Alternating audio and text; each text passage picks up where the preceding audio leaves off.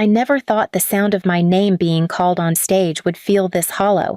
I'd spent years buried in textbooks, working night shifts at a cafe, taking exams half asleep, and studying in stairwells because my parents wouldn't let me have a quiet corner at home. All of it was supposed to build toward this moment, crossing the stage, receiving the degree I fought for, the one they told me I wasn't smart enough to earn. I kept scanning the crowd, hoping, praying, that maybe today would be different. Maybe today my parents would actually look at me. Maybe today they'd smile. Maybe today I'd be their daughter and not the family disappointment. They sat all the way in the back. Please subscribe to our channel and tell us in comments from where are you watching this video. Arms crossed, faces blank. My sister, Brianna, lounged in her chair, scrolling through her phone like she was waiting for her food order, not her siblings' graduation ceremony. She had a fresh set of glittery acrylics, tapping them loudly on the armrest with every bored sigh. My mom leaned toward her and whispered something that made them both snicker. My dad didn't even lift his eyes from his watch, but when the speaker said, "And now, graduating with honors," my heart actually skipped. For 1 second, I let myself dream. The applause roared, and I stepped up onto the stage with shaky legs, my cap tilted slightly from nerves. The lights made everything look golden. I searched the back row again, hoping to see some sign of pride. Instead, my dad looked annoyed, like he was waiting for a bus that was late. My mom reached into her purse and handed Brianna a coupon. "Your appointment is at 3. Don't let her drag this out." I pretended not to hear it. I walked across the stage, smiled at the dean, shook hands, felt the weight of the diploma folder in my fingers, and told myself, this moment is mine. But the second I stepped off the stage and into the aisle, I heard it. My father's disgusted scoff. "Years of money wasted on this," he muttered loudly enough for people around him to turn. "For what? A stupid paper?" My mother stood up and waved me over with an impatient flick of her hand, like I was a dog being summoned. "Come here, now." I felt every eye in the auditorium shift toward us. Graduates with proud parents, families hugging, people crying, people laughing. My stomach twisted itself into a knot. When I reached them, Brianna didn't even look up. "Can we go? My nails take 2 hours. If I miss the slot, I'll scream." Dad glared at me. "Why'd you let them call your name so late? We don't have time for this." "Dad," I whispered, "I can't control when they call names." He stood so fast the chair behind him rattled. Then he slapped me. The sound echoed louder than the applause from moments ago. Several people gasped. A woman near us dropped her program. My cheek burned instantly, but the humiliation stung even worse. Mom stepped forward and slapped the other side of my face. Not as hard, but with sharp precision, like she wanted the marks to match. "You embarrassed us," she hissed, dragging this stupid ceremony out like anyone cares. I felt my throat close. "I graduated with honors." Brianna laughed, eyes still on her phone. "Honors? Cute. So what? Nobody cares, Maya. I got my nail tech to squeeze me in, but now we're late because of you." Dad grabbed Mom's purse from her shoulder. "Come on, enough of this. She wasted our money and time. Let her walk home." He raised his voice deliberately, making sure everyone around us heard it. "Anyone who invests in this girl is a fool." My ears rang. People stared, some in shock, some in pity, some in disgust. I wanted to shrink. I wanted to disappear. I wanted the stage to collapse just to hide in the rubble, but they were not done. Brianna finally stood up, flipping her perfect blonde hair. "Mom, Dad, let's go. I need my nails redone. She can cry later." They turned their backs on me and walked straight down the aisle, past families taking photos, past my classmates hugging their parents, past the dean who actually flinched when he saw my red cheeks. They left the auditorium completely. No handshake. No, "I'm proud of you." Not even a glance over their shoulder. I stood in the middle of the aisle, holding my empty diploma folder with trembling fingers. The spotlights had dimmed, the applause had ended, and everyone was moving on with their lives. But I stood frozen, like someone had turned the world off except for the ringing in my ears. A little girl tugged on her mother's dress near me. "Mommy, why did her parents hit her?" she whispered. My chest cracked open. I walked outside the auditorium alone, the sun blinding me. People around me posed for pictures, caps held up, diplomas displayed proudly, families cheering. I sat on a stone bench near the courtyard fountain, gripping the folder so hard it bent. My phone buzzed with a message from my mom. "Don't come home crying. You brought this on yourself." Then another from Dad. "Find your own ride." And one last message from Brianna. "If my nails get ruined because of you, I swear." I stared at the screen until it blurred. I had fought for this degree through exhaustion, through doubt, through years of being treated like I didn't exist, and they still found a way to ruin the one day that wasn't supposed to be theirs. But the thing that hurt the most? Not the slaps, not the humiliation. It was the realization that no matter how hard I worked, no matter what I achieved, they would never see me as anything but a burden. It was then, sitting alone in the courtyard with my face throbbing, that something inside me snapped so quietly it felt like the most dangerous sound in the world. A calm, cold certainty settled in my chest. They thought leaving my ceremony was power. They thought slapping me was control. They thought humiliating me would break me. They had no idea what they'd just started, because while they walked out proudly for a nail appointment, I walked into the beginning of something they would never forget, something they didn't see coming, something they were going to regret. And it all began right there, in the sun, in silence, with a diploma I earned alone. I didn't go home right away. I walked around campus with my gown tucked under my arm, trying to keep my breathing steady. My face still stung from the slaps, and every time someone glanced at me, I felt that heat crawl up my neck again. I kept telling myself I should be proud, that I earned this degree with nothing but my own effort. But pride is hard to feel when the last thing your parents said to you was that you wasted their money and time. By the time I got to the parking lot, the sun had started dipping behind the buildings. Students were taking photos with their families, laughing so loudly it made my chest ache. I passed a group holding "Congrats" balloons. One girl hugged her dad and sobbed into his shoulder. Her father kept repeating, "I'm so proud of you." I slipped past them quickly before I cried again. When I reached for my car keys, I remembered I didn't have a car. I'd sold mine to pay for my last semester. So I waited for the bus. My cap hung from my hand. The diploma folder was bent from being squeezed too tightly, and in the fading light, I felt completely, utterly alone. My phone buzzed. "Dad, don't even think about getting a ride from us." "Mom, when you come home, act normal. Your sister's upset." Brianna, "Mom said not to bother us. My nails are ruined, BTW. Thanks a lot." Act normal.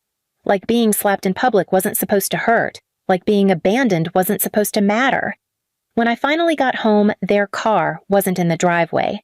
They were still out, probably eating dinner while Brianna showed off her fresh nails and complained about nothing. The house was dark except for the living room lamp. I placed my diploma on the table and took a deep breath, hoping maybe the silence would calm me. It didn't.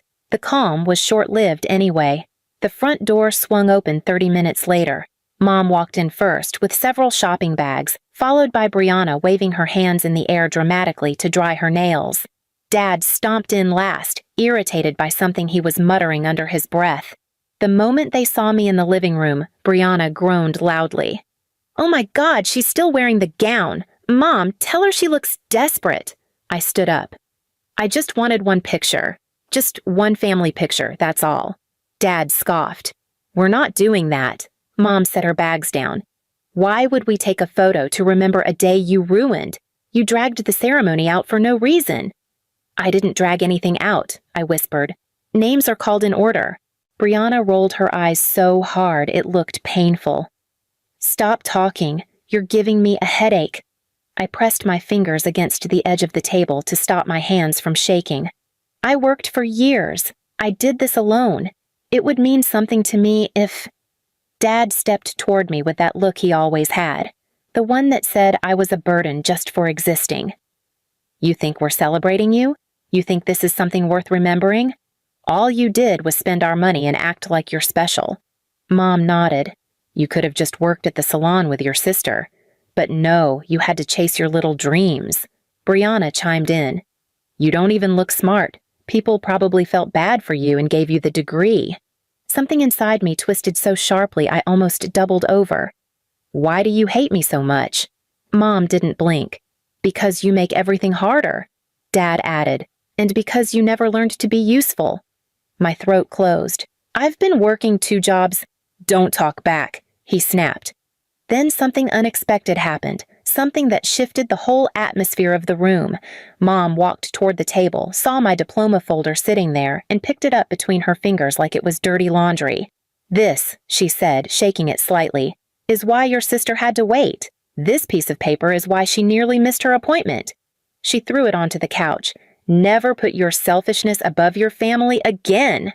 My heart nearly cracked open. "Mom." "This wasn't about Brianna. This was my graduation," Brianna scoffed. "Yeah, and? You're nothing. You don't get special days." I stared at all 3 of them, their dismissive faces, their contempt, the way they looked through me like I was an inconvenience, not a person. Something icy slid through me then. Not anger, not sorrow, awareness, a cold, brutal awareness. They would never care. They would never be proud. They would never love me. No achievement would ever be good enough. No moment would ever be mine. No version of me would ever be worthy to them. I felt my shoulders straighten. My breathing slowed. My heart didn't race anymore. It steadied. They noticed nothing. Dad turned toward the kitchen. "Dinner better be ready in 20 minutes. Mom added, "And don't make a mess this time." Brianna brushed past me, bumping my shoulder. "And keep quiet. My nails are wet." I didn't respond, because while they barked orders and moved around the house like they owned every piece of me, I was seeing everything with fresh eyes, their dependence, their fragility, their financial carelessness, their unpaid bills, the threats behind their stability, what they valued, what they clung to, what they needed from me, the daughter they treated like trash. And it hit me. They needed me far more than I ever needed them. They just hadn't realized it yet. But they would, because this time, I wasn't going to cry. I wasn't going to beg. I wasn't going to collapse. I was going to make them face something far worse than disappointment. I was going to make them face consequences, and they wouldn't walk away from those. Not like they walked away from my ceremony. Not like they walked away from me. This time, they wouldn't get to choose when to leave. This time, I would be the one walking out. And when I did, they would understand exactly what they had lost. I didn't scream. I didn't argue. I just started watching. Really watching. Because my parents loved to pretend they were powerful, but their entire world sat on a foundation I had quietly built for years.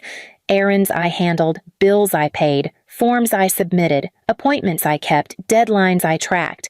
They depended on my labor more than they depended on their own abilities.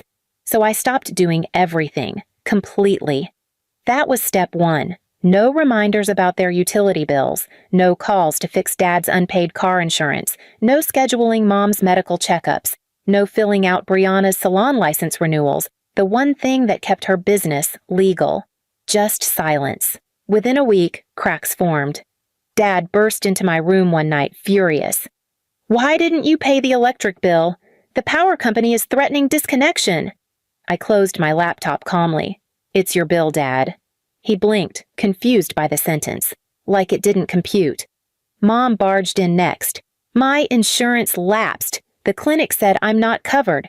"That's your responsibility," I said softly. Brianna stomped into the doorway, waving her phone. "My license expired. I have clients tomorrow. I could get fined." "You should renew it then," I replied. Their panic rippled through the house like heat. They didn't know how to live without me running everything, but that wasn't the revenge. That was just the quiet beginning. The real hit came the next morning.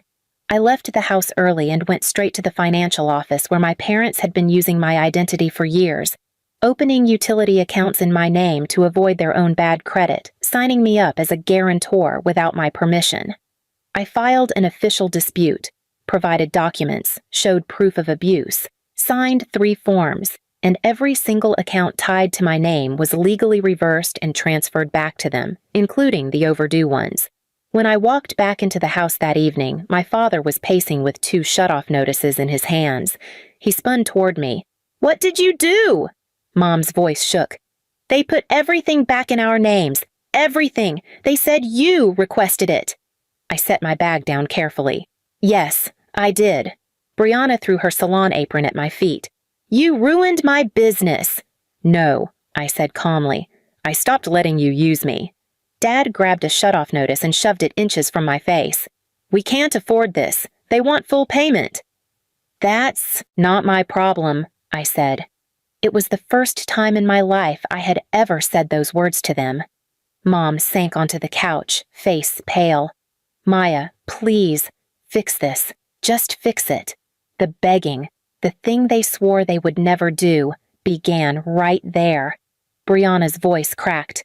"Maya, I'm serious. I'll lose my clients. Just renew my license for me." "No," I said again, steady, unshaking. "You walked out of my graduation for a nail appointment. Handle your own life." Dad stepped closer, but this time he didn't raise his hand. He couldn't. He needed me. Completely. "We'll do better," he muttered. Just undo this." I grabbed my diploma folder from the table, the one they discarded so easily, and headed for the door. "You don't get to ask me for anything ever again," I said quietly. "You made your choice at my ceremony." Dad's voice dropped to a whisper. "Don't leave us with this. Please." The word "please" sounded foreign in his mouth. I opened the front door. "You should have thought about that before slapping me in front of a crowd," I said. Then I stepped outside. I didn't slam the door. I didn't look back. Behind me, I heard Brianna start sobbing, Mom shouting in panic, Dad cursing desperation into the air, all 3 scrambling, arguing, drowning under the weight of responsibilities they had dumped on me for years, and for the first time in my life. They were the ones left behind. Please subscribe to our channel and tell us in comments from where are you watching this video.